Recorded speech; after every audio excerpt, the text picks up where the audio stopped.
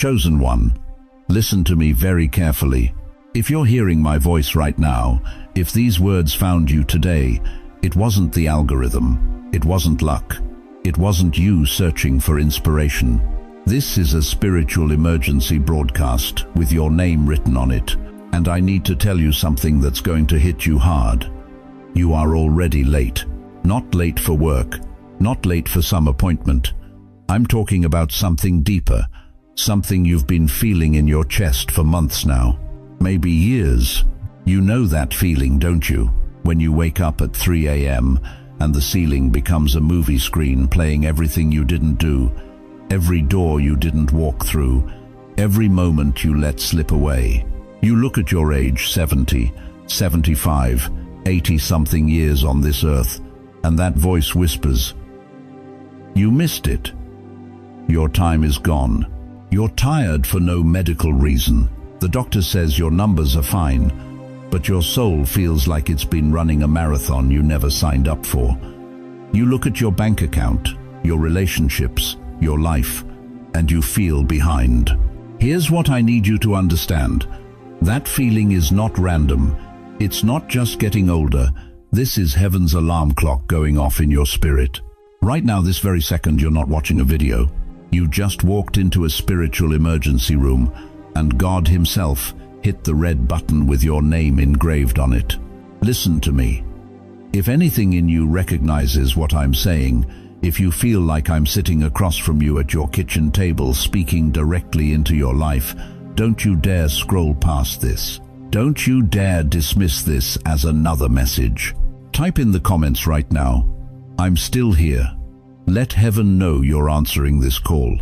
And hit that subscribe button, because after this moment, the enemy is going to try to make you forget everything you're about to hear. He's going to try to lull you back to spiritual sleep.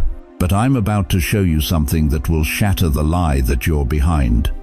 In just a few minutes, I'm going to prove to you why your lost years were never lost at all, and why your age right now, today, is actually your secret weapon. But first, we need to talk about why you feel so late. Because, chosen one, you're not late.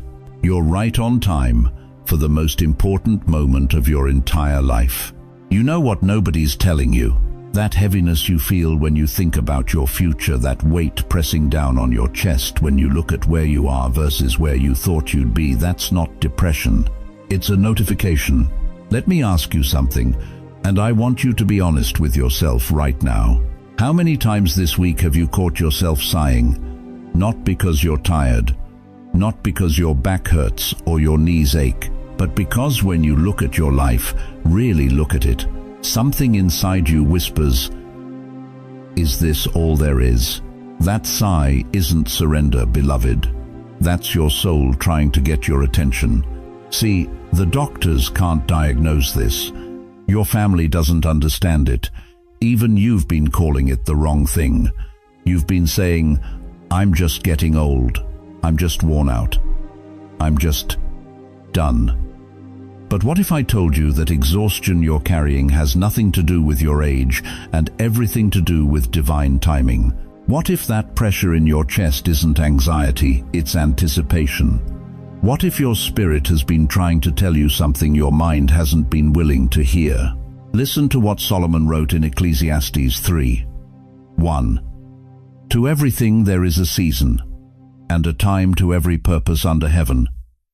Every single thing has a season." But here's what they don't teach you in church. Seasons don't change gradually in the spirit realm. They shift, sometimes overnight. And when a spiritual season is about to change, your soul feels it before your circumstances show it. You feel the gears of heaven turning, realigning, repositioning, and your body reacts to what your spirit already knows. That restlessness keeping you up at 3 a.m., that's not insomnia. That's your spirit standing at attention because heaven just called formation. That anxiety you feel when you're sitting still, that's not a disorder. That's your soul recognizing that movement is coming and you're not positioned yet. Think about your phone for a second. When a notification comes through, that phone vibrates, dings, lights up. It doesn't stop until you acknowledge it. You can silence it. You can ignore it. You can flip it face down and pretend it's not there.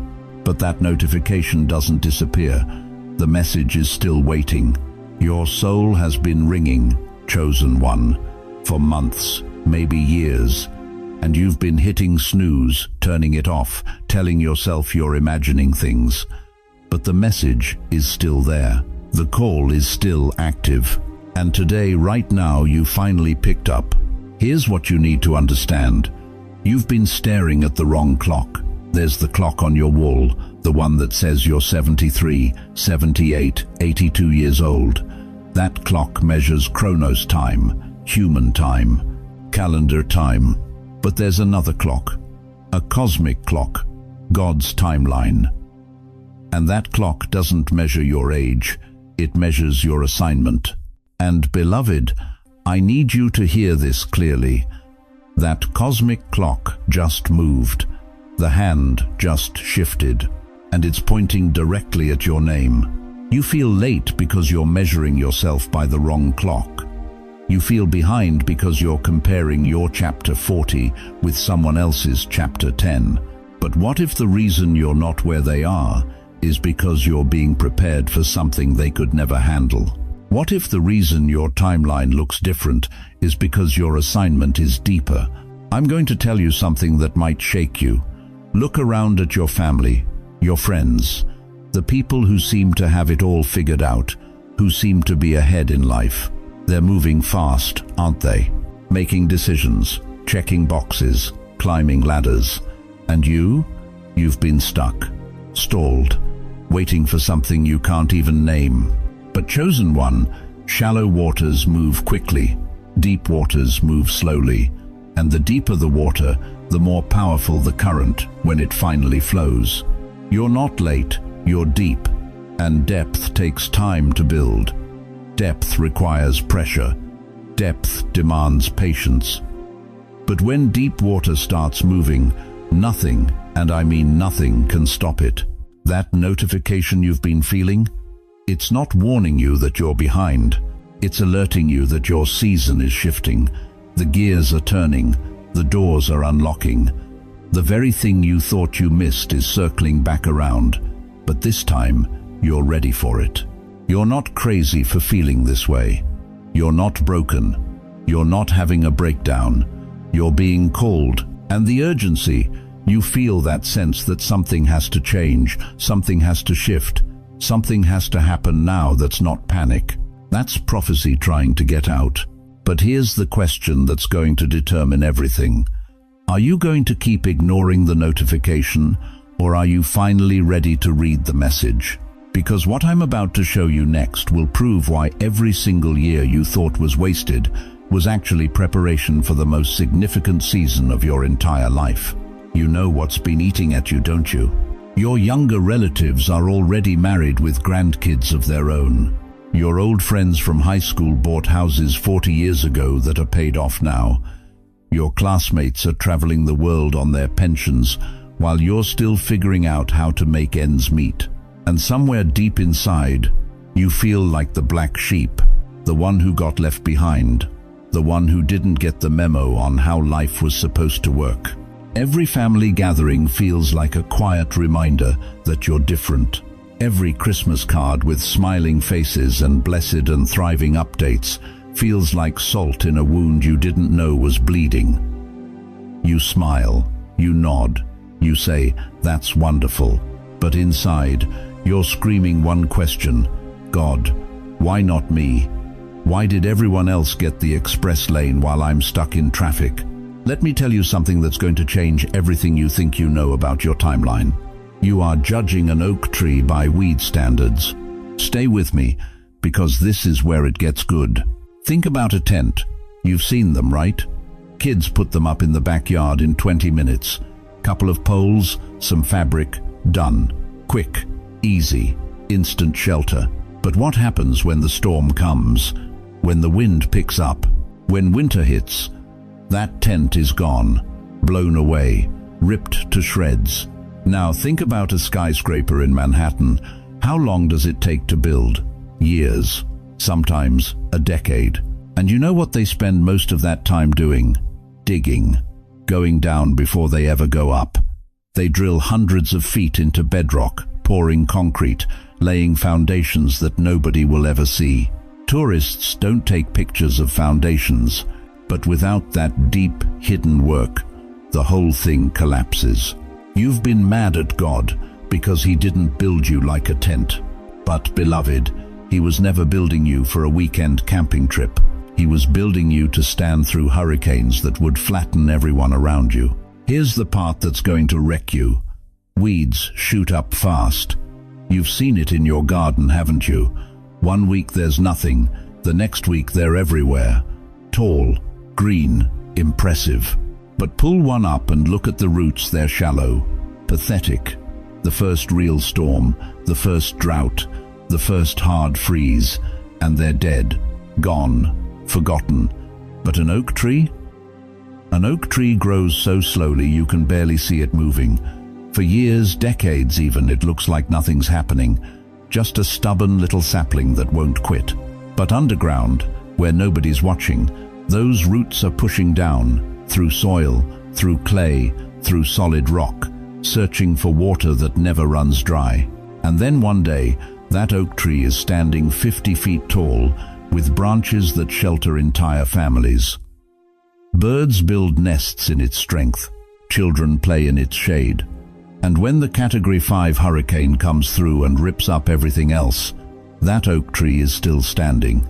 Because it wasn't built for speed, it was built for centuries. Isaiah 60:22 says something that should make your spirit leap. The least of you will become 1,000, the smallest a mighty nation. I am the Lord. In its time, I will do this swiftly. Did you catch that? In its time, not your time. Not your timeline, not according to your schedule or your age or what society says should have happened by now. In His time. And when His time comes, watch out, because He says He'll do it swiftly. You think you're behind? You're not slow. You are anchored. God didn't delay you because you weren't good enough. He delayed you because what He's building in you requires a foundation that can hold the weight of what's coming. Your friends who got everything fast? Some of them collapsed under the pressure.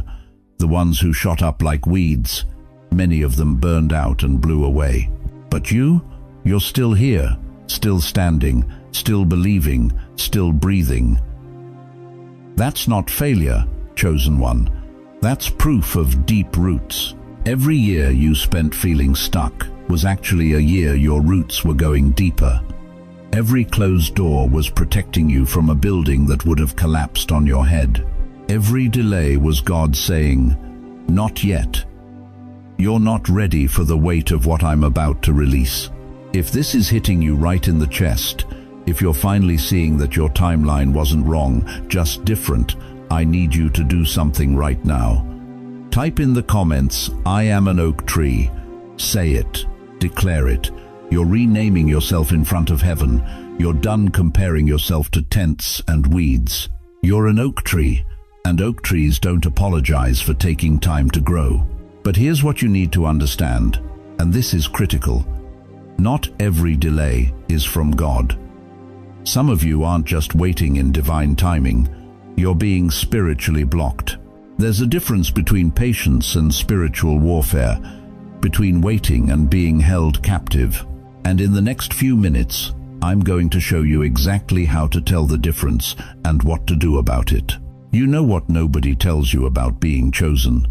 It's that you'll spend half your life wondering if God forgot to send the memo about your assignment. Let me ask you something, and I want you to be brutally honest with yourself. When you think about your calling, that thing you know deep in your bones you're supposed to do, does it feel like a peaceful not yet? Or does it feel like you're trying to walk through water wearing concrete shoes? There's a difference, beloved. And understanding this difference might be the most important revelation you receive today. You see, there are two kinds of delay in the spiritual realm. The first kind is what I call divine delay. This is when God is building something in you that your assignment will require. It's the 40 years Moses spent in the wilderness learning humility before he could lead millions. It's the years David spent in caves learning to worship in darkness before he could rule in light. Divine delay feels like preparation. It's uncomfortable, yes, but there's a peace underneath it, a knowing, a sense that something is being constructed even when you can't see the blueprint. But then there's the second kind. And this is where most of you are living right now. It's what I call demonic resistance, and it feels completely different. Tell me if this sounds familiar.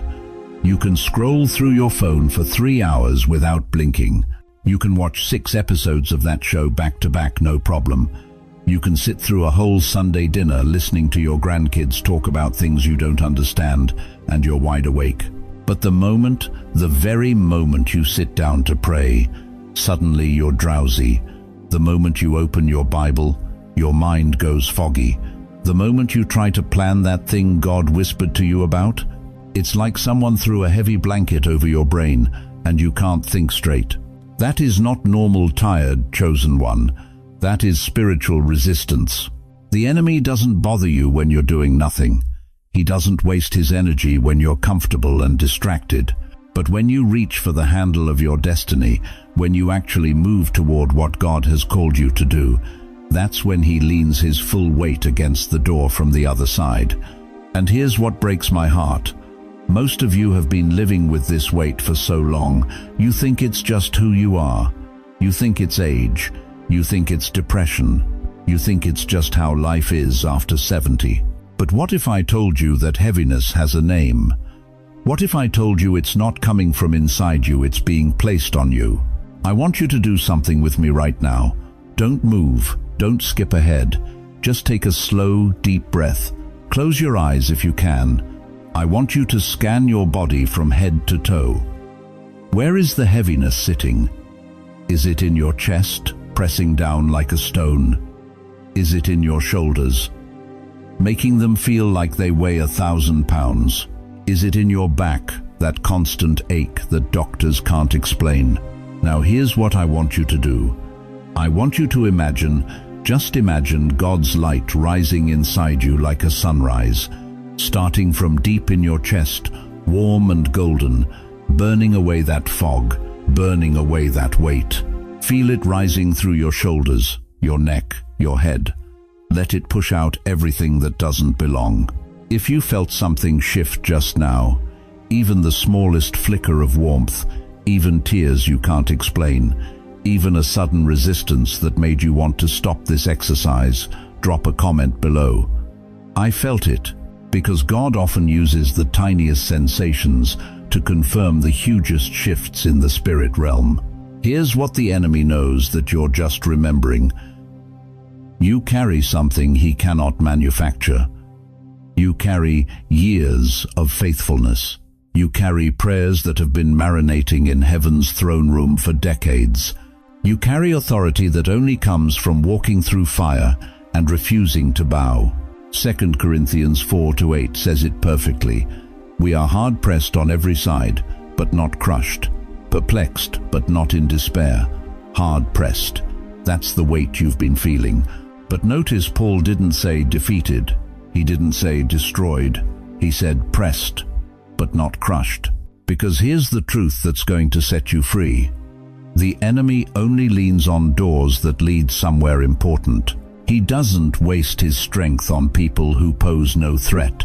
He doesn't deploy spiritual resistance against ordinary lives. The fact that you feel this weight, the fact that moving forward feels like trudging through mud, that's not evidence you're on the wrong path. That's evidence you're on the exact right one. But there's something deeper we need to talk about. Something most preachers won't touch because it's uncomfortable and controversial. There's a trap, a psychological trap, where your subconscious actually starts to love the struggle, where delay becomes your identity instead of your season, where you get so used to almost that you're terrified of actually. And that's where chosen ones get stuck for decades, waiting at a door they're too afraid to push open. So let me ask you something that's going to sting. What if the weight isn't the only thing keeping you back? What if you are? Let me ask you something that might sting a little. When was the last time you felt true peace? Not the absence of noise, I'm talking about that deep, soul-level peace where you actually believed things were going to be okay. You can't remember, can you? Because here's what's happened, chosen one. Chaos has become your normal. Struggle has become your identity. You've been carrying weight for so long that when someone tries to help you set it down, you don't even know how to live without it. Peace feels suspicious to you now. When things start going well, you don't celebrate, you brace yourself. You wait for the other shoe to drop. You've trained yourself to expect disaster because disaster is familiar, and familiar feels safer than hope. But let me tell you what nobody's been brave enough to say to your face. You've gotten comfortable in your discomfort. I know that sounds crazy. Who gets comfortable in pain? Who chooses chaos? But think about it. Who are you if you're not the struggling one? Who are you if you're not the survivor? The fighter? The one who's been through hell and barely made it out? If God suddenly fixed everything tomorrow, would you even know who you are anymore? That's the curse of the comfort zone. It's not always a beach vacation and a lazy afternoon. Sometimes your comfort zone is the hospital waiting room. Sometimes it's the bill you can't pay. Sometimes it's the toxic relationship you won't leave because at least you know what to expect. And the enemy, oh, he's clever. He weaponizes your best qualities to keep you trapped there. Your loyalty becomes the chain that keeps you in a church that's draining your spirit. Your sense of responsibility becomes the reason you can't say no when God's been screaming at you to let go. Your desire to help people becomes the excuse for staying in situations that are killing you inch by inch. You're not being faithful, beloved. You're being Jonah. Let me take you to the book of Jonah, chapter 1. God gives Jonah a clear assignment. Go to Nineveh. It wasn't a suggestion. It wasn't a multiple choice question. It was a direct order from the Almighty. But Jonah didn't like it. It scared him. It challenged everything he thought about who deserves God's mercy and who doesn't. So, what did Jonah do? He bought a ticket to Tarshish, the complete opposite direction. He didn't just ignore God's call, he ran from it. He got on a boat heading as far away as possible, and then, this is the part that should terrify you. He fell asleep in the middle of a storm. How do you fall asleep when the boat is breaking apart? How do you rest when everyone around you is panicking? Because Jonah had convinced himself that running was the right choice. He'd made peace with his disobedience. Some of you know exactly what God told you to do. You know what ministry He called you to start. You know what relationship He told you to end. You know what move He said to make. You know what truth He said to speak. But it scared you. It was too big, too uncomfortable, too different from the life you'd built. So you filled your schedule with everything else. Good things, important things, but not your thing. You volunteered for 17 committees, took care of everyone's problems but your own, stayed busy enough that God couldn't get a word in edgewise. You bought your own ticket to Tarshish and convinced yourself you were being responsible. But let me tell you what happened in Jonah's story. A storm came. Not a little rain, a storm, so violent the seasoned sailors thought they were going to die. And here's what you need to understand. That storm wasn't random. God sent it, not to destroy Jonah, but to redirect him. Jonah 1-4 says, "But the Lord sent out a great wind into the sea, and there was a mighty tempest." God didn't abandon Jonah to his bad decision. He loved him enough to interrupt his journey to the wrong destination. Some of you have been in a storm for years, and you've been rebuking it, binding it, commanding it to stop. But what if that storm isn't demonic? What if it's divine? What if God is using that storm as His GPS, not to destroy you, but to turn you around? Not every storm in your life is an attack from hell. Some storms are love letters from heaven saying, "Wrong direction, come back, I still have plans for you." You thought the chaos in your life was proof that you missed God's will. But what if the chaos is proof that God refuses to let you settle for anything less than His will? What if every closed door, every financial pressure, every relationship that fell apart was God systematically removing your Tarshish options? Here's what breaks my heart.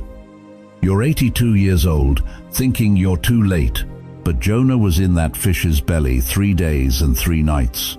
And when he came out, God said the exact same thing. He said, in the beginning, "Go to Nineveh." The assignment didn't change. The calling didn't expire. God didn't find someone younger or better. He waited for Jonah to stop running. So let me ask you the question that's going to determine your entire future. How long are you going to keep buying tickets to Tarshish? Because in just a moment, I'm going to show you something that will blow your mind. I'm going to show you how God uses a special kind of time, not the time on your watch, not the years on your calendar, to catch you up after decades of running. But first, you need to decide if you're ready to stop sleeping through the storm. You want to know why you feel so late?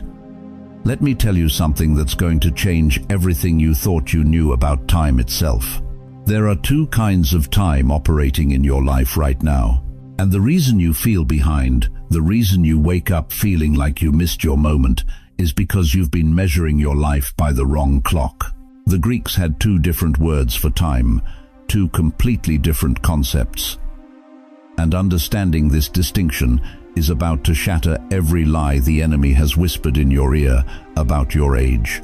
The first word is chronos. That's clock time, calendar time, the seconds ticking away on your watch, the pages falling off your calendar, the candles adding up on your birthday cake. Chronos is the time that made you look in the mirror this morning and think, "I'm 72 years old, it's over."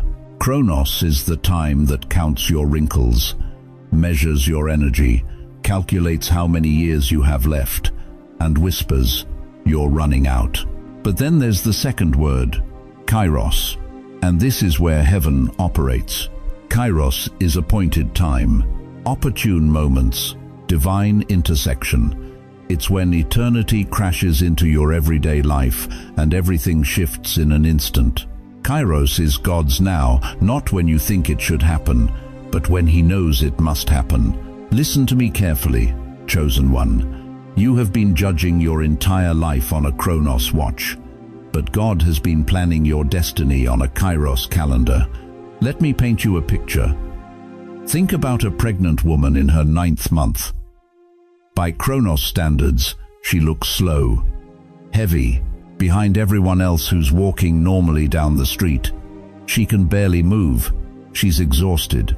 If you judged her by Chronos time, you'd say she's stuck, limited, finished.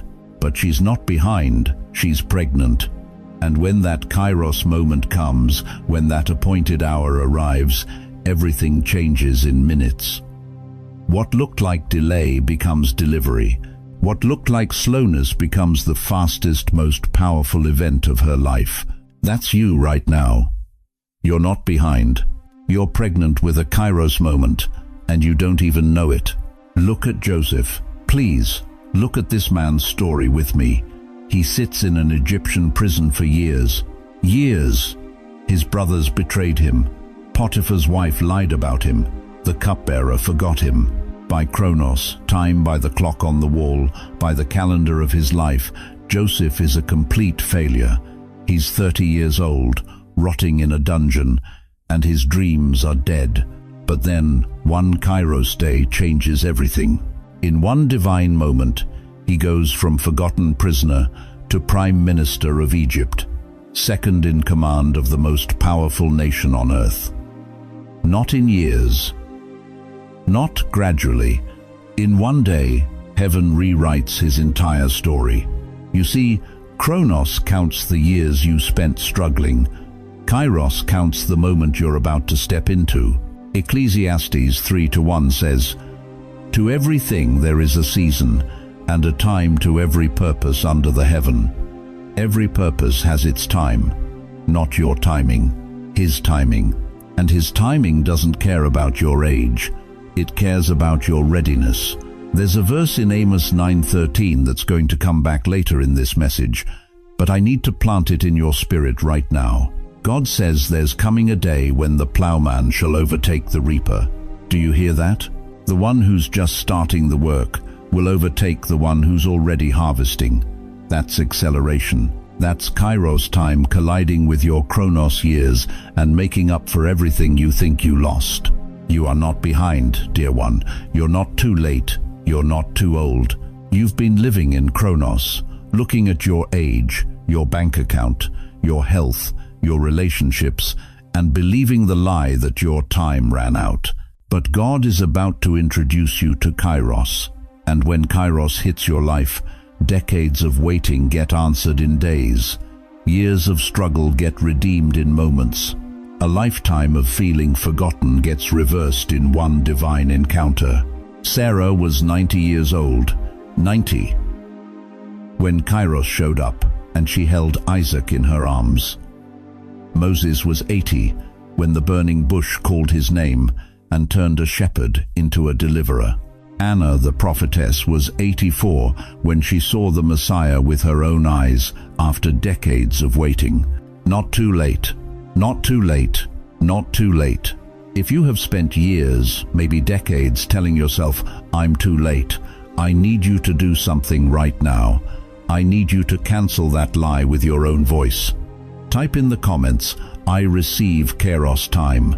Let your own fingers prophesy over your future. Let your own words break agreement with the spirit of delay. Because, chosen one, you're about to discover something that makes this moment even more urgent. You're not just catching up for yourself.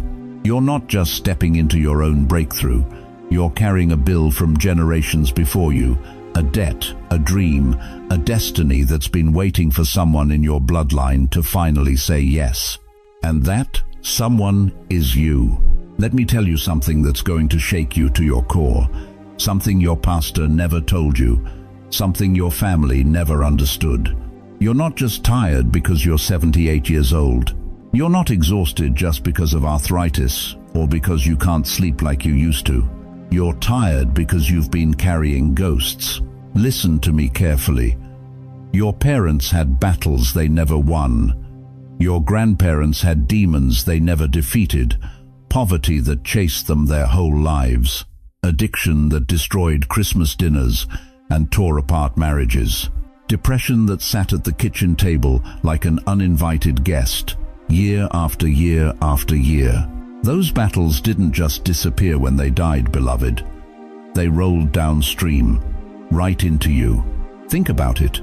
How many times have you said, "I don't know why I do this, my mother did the same thing"?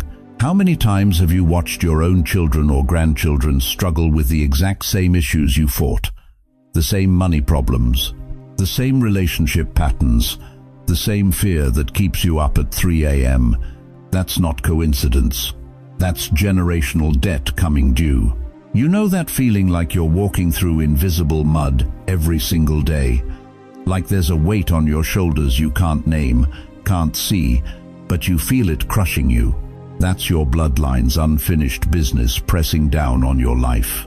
But here's what heaven wants you to know tonight.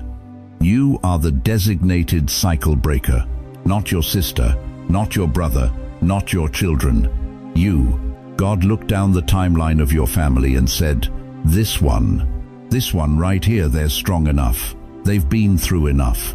They've got enough fire left in them to end this. You are the one chosen to say, this stops with me. Do you understand what that means?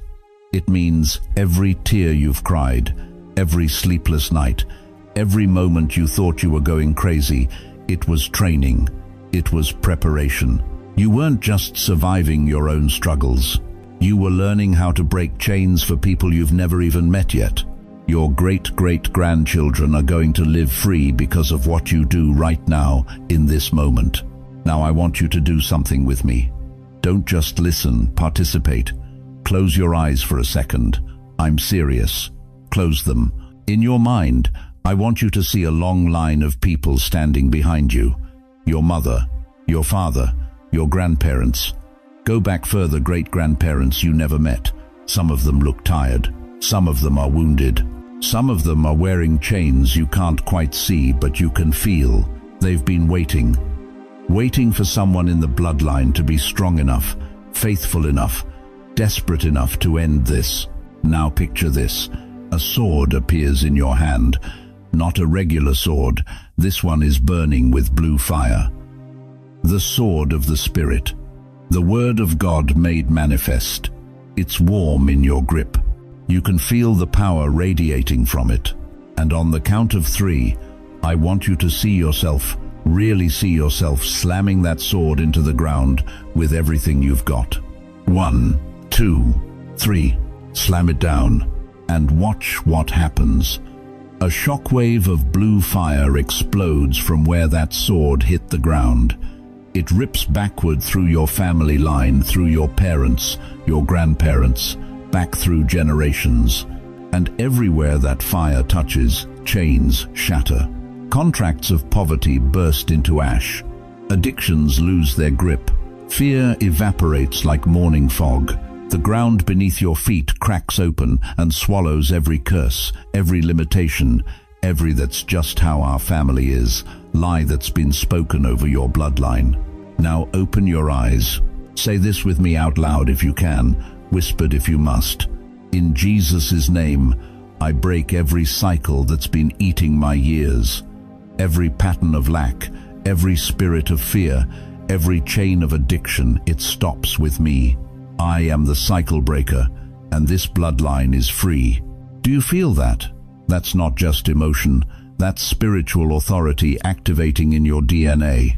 You see, Exodus 20:5 talks about how the iniquity of the fathers is visited upon the children to the 3rd and 4th generation.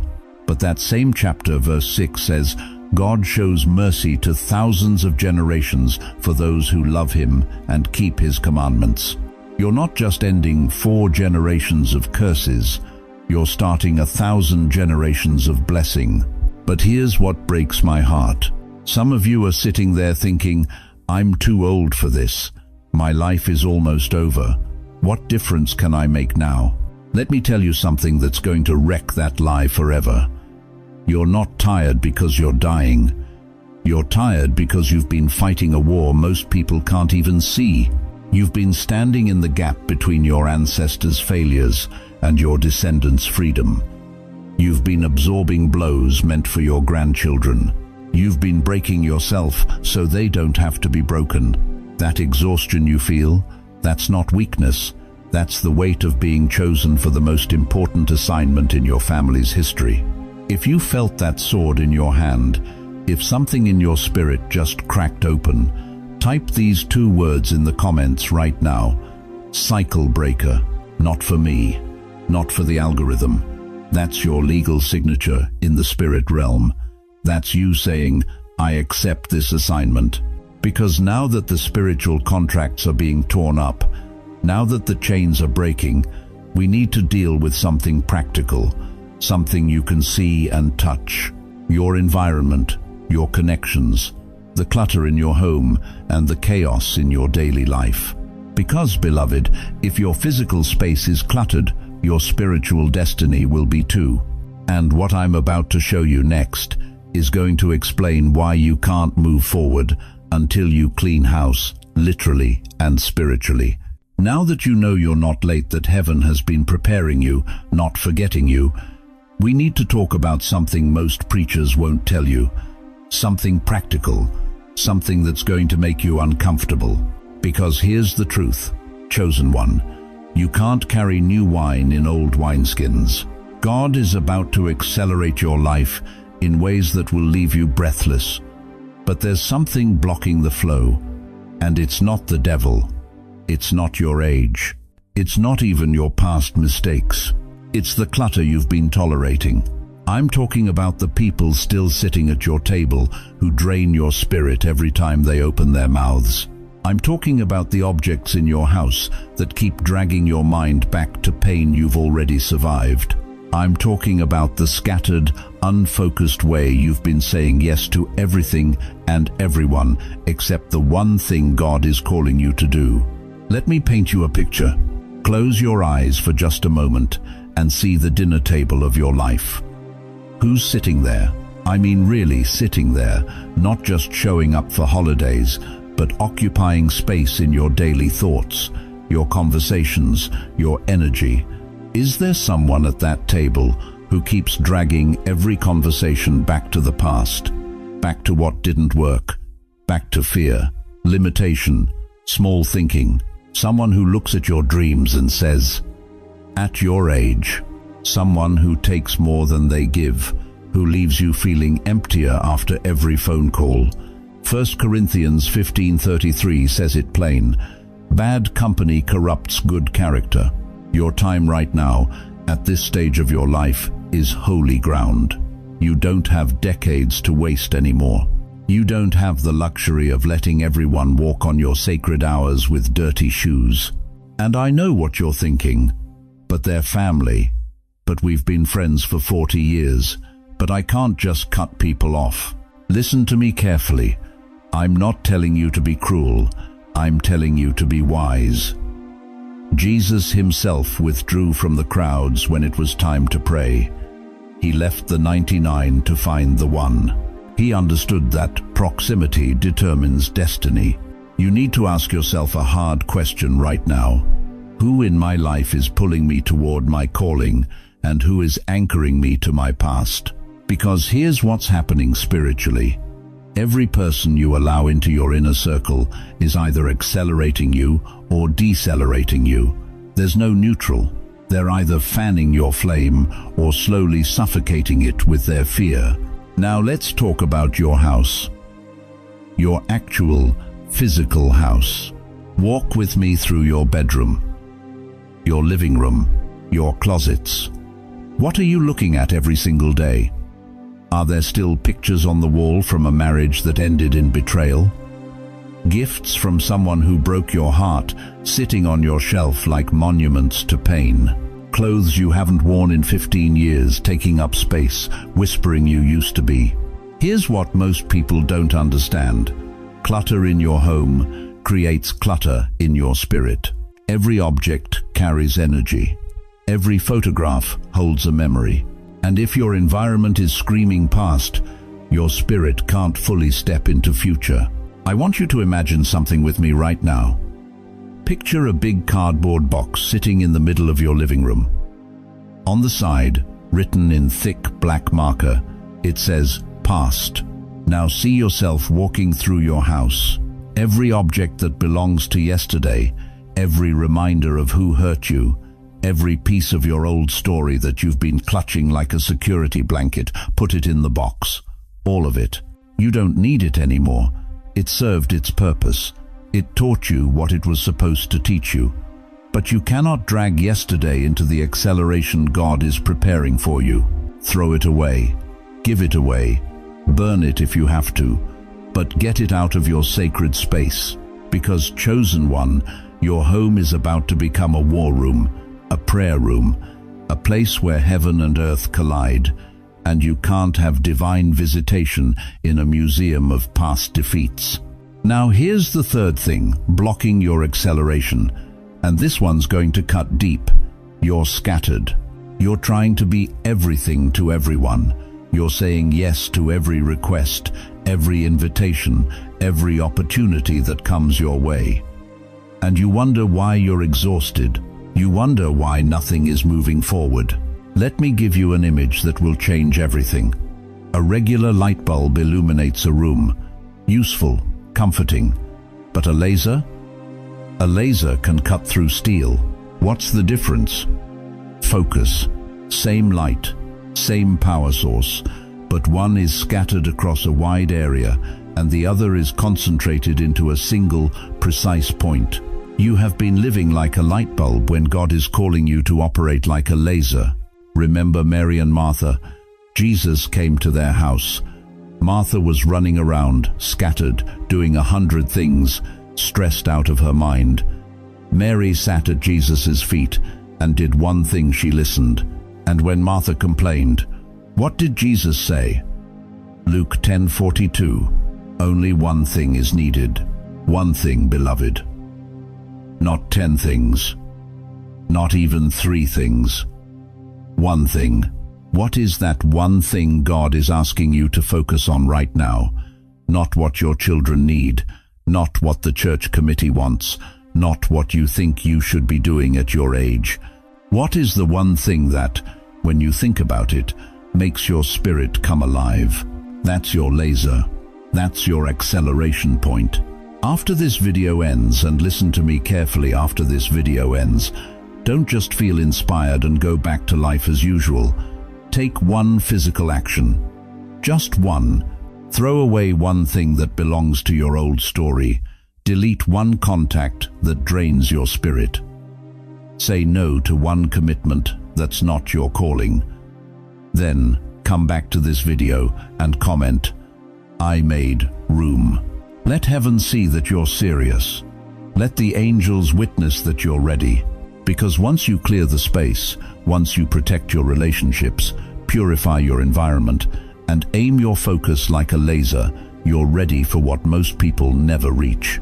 You're ready for the law of divine acceleration, where God doesn't just bless your time, He bends it. Listen to me, chosen one. What I'm about to tell you is going to sound impossible. It's going to challenge everything you've been taught about time, about age, about how long things are supposed to take. But I need you to lean in close, because this is the moment everything shifts. You've been living in what I call normal time. 1 year equals 1 year. $1 of work equals $1 of pay. You plant in spring, you harvest in fall. That's how the world operates. That's the clock you've been watching your whole life, ticking away, reminding you that you're running out of chances. But there's another kind of time. Heaven's time. And in heaven's economy, the rules are completely different. Turn with me to Amos, chapter 9, verse 13. The prophet says something that should be physically impossible. Behold, the days are coming, says the Lord, when the plowman shall overtake the reaper. Do you hear that? The person planting the seed will catch up to the person harvesting the crop. The beginning will catch the end. Time itself will collapse. That's not agriculture, beloved. That's prophecy about your life right now. Let me translate this into your everyday reality. You're going to send an email in the morning and get a life-changing contract by afternoon. You're going to meet a stranger at the grocery store who becomes the divine connection that opens doors you've been knocking on for 20 years. You're going to pray a prayer on Monday and see the answer manifest on Tuesday. What should take years is going to happen in weeks. What should take months is going to happen in days. Because when God decides to accelerate your life, He doesn't follow your calendar. He follows His purpose. You've been pushing the car uphill alone for so long, haven't you? Straining every muscle, sweating through every shirt, wondering why it's so hard, why everything feels like such a fight. But I'm here to tell you the pushing is over. You're about to move from the driver's seat to the passenger seat. And when God takes the wheel, beloved, everything changes. But here's where it gets even more powerful. Here's where heaven doesn't just speed up your future. He reaches back and redeems your past. Joel chapter 2, verse 25. Write this down. Tattoo it on your heart. God says, I will restore to you the years that the locust have eaten. Not the months, not the weeks. The years, plural. Multiple years. Decades, even. You know what that means for you? It means God can restore to you the joy those years stole, the dignity those circumstances stripped away, the finances that crisis after crisis devoured, even the relationships that time and pain consumed. He's not going to turn the clock backward. He's going to pour more into your now than you lost in your then. One God-orchestrated relationship can heal 10 years of heartbreak in a single conversation. One divine opportunity can pay you what 10 years of grinding couldn't produce. One moment of heaven's favor can give you back what a lifetime of struggle took away. You think you're too far behind to catch up. You think the gap is too wide, the loss is too great, the time is too short. Then you don't understand the mathematics of miracles. Let me show you something that's going to wreck every limitation you've placed on your future. Matthew chapter 20. Jesus tells a story about a vineyard owner who hires workers throughout the day. Some start at sunrise. They work 12 full hours in the scorching heat. Others get hired at noon. They work 6 hours. But then, at 5 o'clock at the 11th hour, when the day is almost over, the owner hires one more group. These last workers only put in 1 hour, 60 minutes, while everyone else was bleeding and sweating all day long. But here's what makes the religious people furious. Here's what breaks every human concept of fairness. When payday comes, the owner pays the 11th hour workers the exact same wage as the ones who worked all day. The same pay for 1 hour of work. Can you imagine? Can you feel the injustice of it? The ones who worked 12 hours are outraged. These last workers only worked 1 hour, and you made them equal to us. But the owner says something that will change your life. I choose to give to this last worker the same as I gave to you. Don't I have the right to do what I want with my own money? Or are you envious because I am generous? Chosen one, do you understand what Jesus is telling you? Your reward is not based on how long you've been working. It's not calculated by how many years you've served, how many decades you've been faithful, how much of your life you've already spent. Your reward is based on one thing and one thing only: the Master's generosity. And right now, at this very moment, the Master is looking at you 70, 75, 80, 85 years into your journey, and he's saying, "You're my 11th hour worker, and I'm about to pay you the full day's wage. You are not behind. You are not late. You are not disqualified by your age, or your circumstances, or your history. You are an 11th hour worker standing in a kairos moment, a divine appointed time, and heaven has decided that you will not be underpaid. The acceleration is not coming, beloved. The acceleration is here, right now, today. This moment you're living in is the shift point. If you receive this word, if something in your spirit is leaping right now, I need you to do something. Type in the comments, "Divine acceleration activated." Say it out loud where you are. Whisper it if you have to. Shout it if you can. You're not just making a comment, you're signing for the package heaven is delivering to your door. But I need to warn you about something. There is one condition for entering this acceleration, one gate you must walk through. You cannot step into your future while your head is turned toward your past. Because what happened to Lot's wife can happen to you. Chosen one, we're almost at the end of this sacred hour together. But before I release you back into your life, I need to tell you a story that might save you from the most dangerous thing you could do right now. Turn with me to Genesis chapter 19. Sodom and Gomorrah are burning. God's judgment is falling like fire from heaven. Lot and his family are running for their lives, and 2 angels give them one command, just one: flee for your lives. Don't look back and don't stop anywhere in the plane. Simple instruction, crystal clear: keep moving forward, don't turn around. But Lot's wife, this woman who had been delivered, who had been chosen, who had angels escorting her to safety, she looked back. One glance over her shoulder at the city she was leaving behind. One moment of hesitation. And Genesis 19:26 tells us she became a pillar of salt, frozen, transformed into a monument to what happens when you can't let go of what God already destroyed. Now listen to me very carefully. That story isn't just ancient history. That story is a warning written specifically for this moment in your life. If you keep scrolling through old Facebook photos of people who hurt you, if you keep replaying that argument from 15 years ago, if you keep revisiting the pain, the betrayal, the disappointment, the seasons God already closed, you will freeze yourself at the very border of your breakthrough. Do not become a statue facing a city God already burned down.